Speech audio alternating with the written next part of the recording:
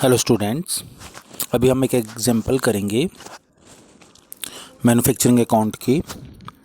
Prepare manufacturing account, trading account and profit and loss account for the year end balance sheet.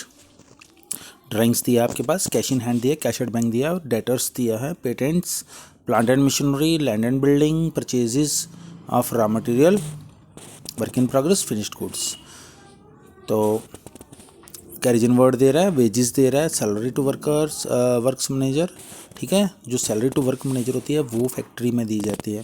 Factory expenses, factory rent, royalty, ठीक है, advertising, office and rent and insurance, printing, ये सारी चीज़ें दी हुई हैं। Carriage outward दिया, discount दिया, बैड डेट्स दिया हुआ है। क्रेडिट बैलेंस में आपके पास creditors, loan, capital, discount received ये दिया हुआ है।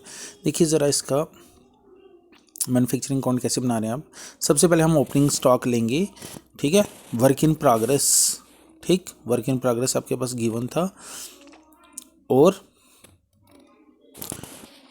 ओपनिंग स्टॉक रॉ मटेरियल का था आपके पास गिवन, और ऐड कर रहे हैं परचेजेस।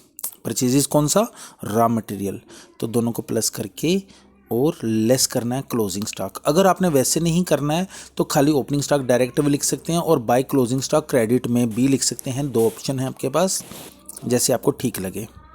ठीक है, दोबारा से सुन लो। ओपनिंग स्टॉक डायरेक्ट भी 3500 आप लिख सकते थे, और to purchases of raw material भी डायरेक्ट अमाउंट में डाल सकते थे, और जो उसका क्लोजिंग स्टॉक है वो क्रेडिट में भी डाल सकते थे। जैसे इसने by closing work in progress बताया, वहाँ पे आप by closing stock of raw material भी बता सकते थे। ऐसे भी हो सकता है, तो ऐसे भी हो सकता है कि मटेरियल यूज्ड कैसे होगा, opening stock plus purchases less closing stock, तो 34,500। ठीक है, carriage inward, wages, salary to work manager, ये क्योंकि फैक्ट्री में काम है तो इसलिए वर्क मैनेजर जो होता है फैक्ट्री में काम करता है, और फैक्ट्री एक्सपेंसेस, फैक्ट्री रेंट, ये सारी फैक्ट्री के रिलेटेड आइटम्स यहीं पे आएंगे।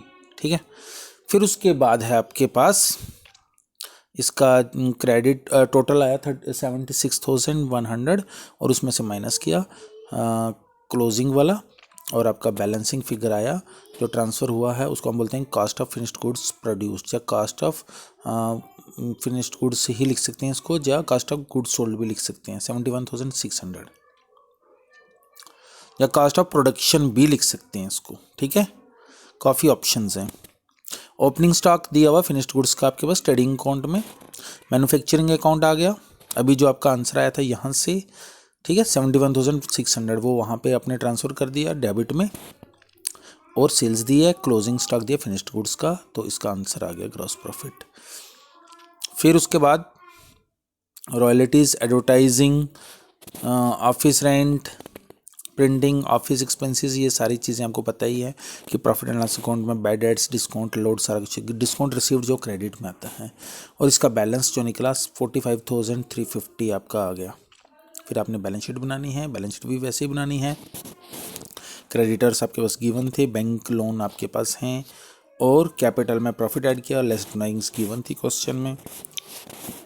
करंट एसेट्स, करंट एसेट्स में cash in hand, cash at bank, debtors, ये करंट एसेट्स हैं जो कैश में कन्वर्ट हो जाएं एक साल के अंदर, उसको करंट एसेट्स बोलते हैं। फिर उसके बाद क्लोजिंग स्टॉक्स थे आपके पास 3 किस्म के, वो तीनों यहाँ पे आने हैं।